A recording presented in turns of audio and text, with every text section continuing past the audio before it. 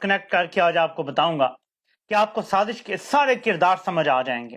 किस तरीके से निगरान हुकूमत ने सदर के साथ एक गेम की है वो भी आपको बताता हूं। किस तरह से एक इलेक्टेड सदर को एक केयर टेकर हुकूमत चैलेंज कर रही है। 2% का केयर टेकर वजीर कानून या वजारत कानून इलेक्टेड सदर को जो आईनी सरबराह है स्टेट का वो उसको चैलेंज कर रहा है। आपके सामने सारे सबूत रखता हूं। जो सेक्रेटरी ने खत लिखा और उस खत में उसने एक्सप्लिसिटली बताया ये सिर्फ सदर की आंखों के लिए है। पहले तो ये पढ़ लें जरा, टॉप पे, सबसे टॉप पे देखें, confidential for eyes of president, यानी ये खत सिर्फ सदर के लिए था।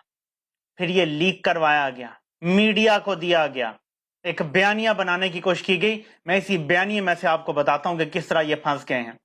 इतना बुरा फंस गए हैं कि ये तसव्वुर नहीं कर सकते। आगे चल के बात करते हैं कि अगले 48 घंटे इमरान खान के लिए क्यों बहुत अहम है, क्योंकि हाई कोर्ट में भी केसेस और सुप्रीम कोर्ट में भी केसेस लगे हैं। उनकी भी आपको तफसील बताता हूं कि क्या मुमकिन तौर पे हो सकता है।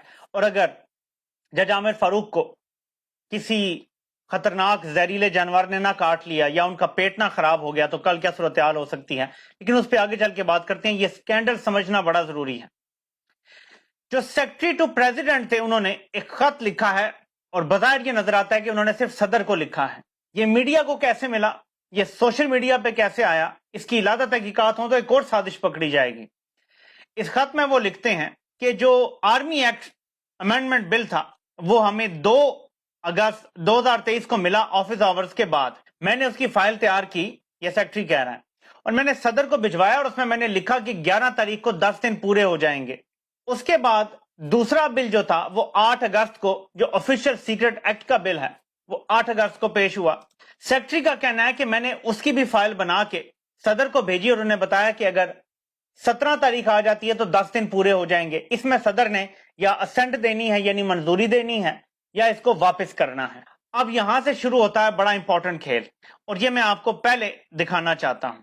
वो कहता है कि जो अबव फैक्ट्स हैं वो क्लियरली इंडिकेट करते हैं कि मैंने ना कुछ डिले किया, ना मैंने कोई इरेगुलरिटी की, ना कोई नेग्लिजेंस की। क्योंकि आगे वो कहता है कि ये जो दोनों फाइल्स हैं आज के दिन यानी 21 अगस्त 2023 तक ये स्टिल सदर के पास पड़ी हुई हैं। ये टॉप पे पैरा नंबर 3 पढ़ें, ठीक है।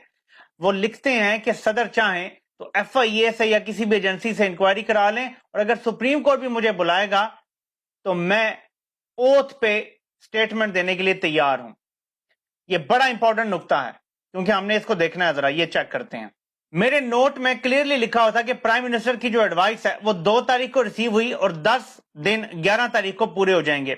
जो ऑनरेबल प्रेसिडेंट हैं उन्होंने ना तो उसकी मंजूरी दी और ना ही कोई तहरीरी तौर पे इंस्ट्रक्शंस दी बिल को वापस करने की रिकंसिडरेशन के लिए बाय द पार्लियामेंट।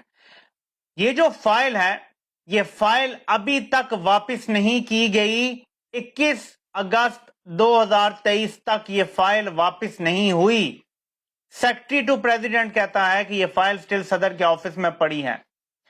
वो ये भी कहता है कि सदर ने इनको वापस करने का कोई तहरीरी हुक्म नहीं दिया। अब यहां से पहला नुक्ता मैं पकड़ के आपको इनको उल्टा लटकाने जा रहा हूं, जरा गौर से सुनिएगा मेरी बात। सदर ने 13 बिल वापस किए हैं। मेरा सेक्रेटरी को चैलेंज है कि वो सदर का तहरीरी नोट बता दे जो सदर ने सेक्रेटरी को कहा हो कि तुम ये फाइलें इस तरह वापस कर दो। सदर क्या करते हैं कि क्योंकि सारा कुछ सेक्रेटरी डील करता है, सदर को अपने हाथ से तो नहीं लिख रहे होते ना, सदर ने सिर्फ दस्तखत करने होते हैं। टाइपिंग क्या करवानी है वो कानून क्योंकि सेक्रेटरी को पता होता है। जब सदर कहते हैं कि ये बिल वापस भेज दो तो वो सारी कानूनी कार्रवाई करके और लिख पढ़ के वापस भेज देता है। 13 बिल वापस हुए हैं। सेक्रेटरी वो राइटिंग दिखा दे जो सदर ने कहा हो कि जी ये मैं अपने हाथ से लिख के दे रहा हूं सेक्रेटरी को कि ये बिल तुम वापस कर दो। अभी तक वो राइटिंग सामने नहीं आई। यहां बड़ी बारीक वारदात डाली जा रही है कि सदर ने इन राइटिंग मुझे नहीं बताया कि बिल वापस कर दो। मतलब ये नहीं कह रहा कि सदर ने ना मुझे ऑरली कहा है ना इन राइटिंग कहा है। सदर ने भी यही कहा कि मैंने अपने स्टाफ को बार बार कहा कि वो फाइलें वापस भेज दें। हीले बहाने किए गए। मीडिया